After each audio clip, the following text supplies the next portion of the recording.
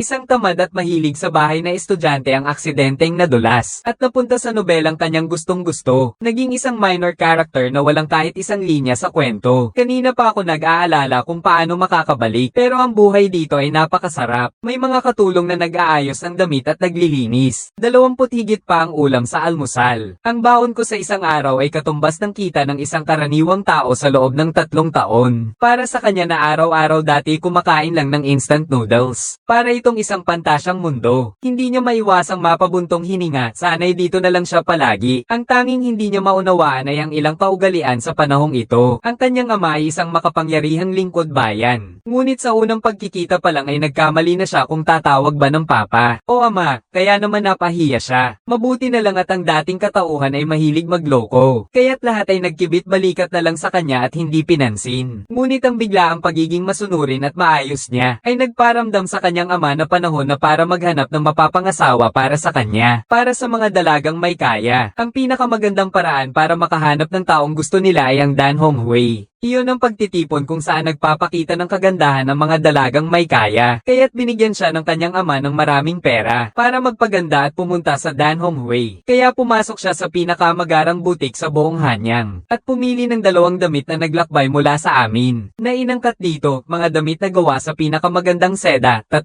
buwan ang biyahe. Pero habang magbabayad na sana siya, isang babaeng may matapang na aura ang biglang sumulpot at agad na sinabing mas bagay sa kanya ang 2 damit at pinagbigyan si Sonche na ibigay sa kanya ang mga damit at akmang tatalikod na sana siya nang marinig niya ang tindera. Tawagin mo siyang Ginang Huasan. Iyan ang pangalang hindi niya malilimutan at labis niyang kinasusuklaman. Si Huasan ay ang ikatlong anak na babae ng kanang ministro. Pagpatay, pagsunog, paglalason walang masamang hindi niya nagagawa. Isang tunay na masamang babae. Narinig niya raw na si Gyeong Seong-gon ay nagpagawa rin ng damit na gawa sa parehong tela. Kaya gusto niyang maging magkasya sila na para bang ginawa silang magkasama. Sinabi lang sa kanya ng amo na naka-reserve na ang damit para kay Seniorita Chance. Tapos sinampal siya nito ng pagkalakas-lakas. Nakita niya mismo kung paano mang-api ang babaeng iyon sa harapan niya. Lalo siyang nainis. Kaya naman, matapang niyang sinabi sa babae. Sabi ko, Seniorita Huashan, suotin mo na lang yan.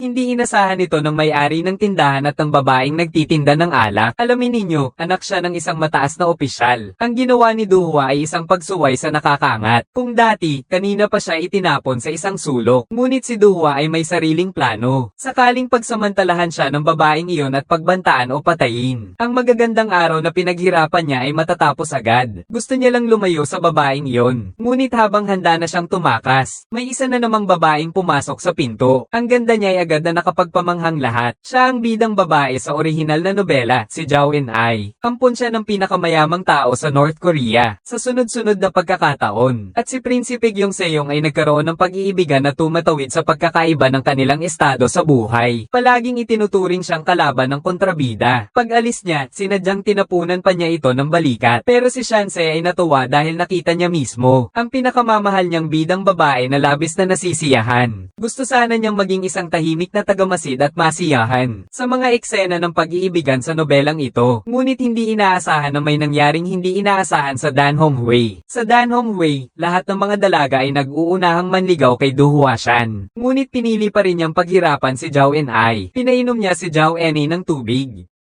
Sinadya pa niyang mabasag ang tasa para utusan si Annie na maglinis. Natusok ang kamay ni Annie habang naglilinis, saka lang siya natuwa. Nakita yun ni Chance, at naawa siya ng husto. Binigyan niya si Annie ng panyo para pigilan ang pagdurugo, at palihim na binigyan ng suporta. Umaasa siyang makakahanap na siya ng lalaking para sa kanya at magkaroon ng sariling kaligayahan. Pero ang ginawa niya ay ikinagalit ni Du Huashan. Sinimulan ng ituro ni Du Huasian ang sisi sa kanya. Gusto niyang gawin siyang bagong target ng lahat. Agad niyang sinabi na natatakot lang siya sa dugo at kay Yune, at wala silang personal na relasyon. Sinabi pa niya na ang kanyang ama ay ang punong ministro, si Chao Raiol. Pagkasabi niya noon, lahat ay nagpakita ng paggalang sa kanya. Nakita ni Du Huasien na nabigo ang kanyang plano, kaya itinoon niya ulit ang sisi kay Yune. Sabi nila, napaka-owa niya kahit sa simpleng gasgas lang sa daliri. Siguro nga, para lang kay Zhao Bingmao. Nagpapanggap siyang mahina para maging ampon. Sumang-ayon din naman agad yung babaeng nasa gilid. Sabi nila, niya, ampun lang naman si Zhao Enai. Pero lagi naman siyang pumapasok sa silid tulugan ng ama niya. Ang masasakit na salita ay lalong lumalala. Halos hindi na mapigilan ni Shanse na sumabat. Pero natatakot siya dahil baka magbago ang takbo ng istorya dahil sa kanya. Kaya naman, pagkatapos mag-isip ng mabuti, pinigilan niya na lang ang sarili. Pero narinig yun ni Shanse na hindi pa gaanong nakakalayo. Agad na sinumbong ni Dolyar babae kay Dohua siya ng pag-iibigan ni Enai at ang pakikinig nito ng palihim. Naghahanap kasi siya ng dahilan para magawa siyang masama kay Enai. Kaya naman, nabigyan siya ng pagkakataon. Pinapante niya si Enai sa harapan niya at sinalakay siya gamit ang mga nakakahiyang chismis na kanyang narinig kanina. Lalong nagalit si Ting Deshanke. Sa huli, hindi na niya kinaya.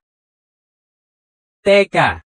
Mabilis siyang naglakad papunta sa harapan ng babaeng masama ang ugali. Akala ng lahat, sisubog na siya sa galit. Ngunit ang ginawa niya ay ang magmungkahi na sa ganda ng buwan ngayong gabi. Dapat lang na uminom sila para sulit ang romantikong gabi. Hindi inaasahan na pareho pala ang iniisip niya at ang babaeng masama ang ugali. Para sa akin, talagang magkasundo sila. At dahil doon, nakatakas si Enai sa gulo. Pero hindi inaasahan, habang umiinom, balak na naman siyang pagtripa ng masamang babae. Agad niyang kinuha ang pitsyal ng alak. Sabi niya, magpapakitang gilas siya ng bagong estilo, at naging bartender na siya. T.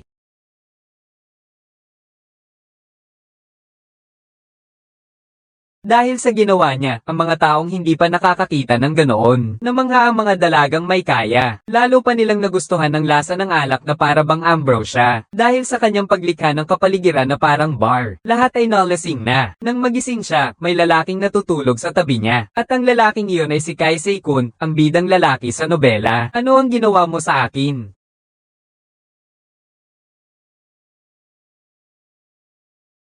Ano ba ang ginawa ko sa'yo? Kinukulit mo ako ng husto kagabi. Sinampal niya ang sarili niya. Hindi ito panaginip. Lubos na nagbago ang takbo ng istorya.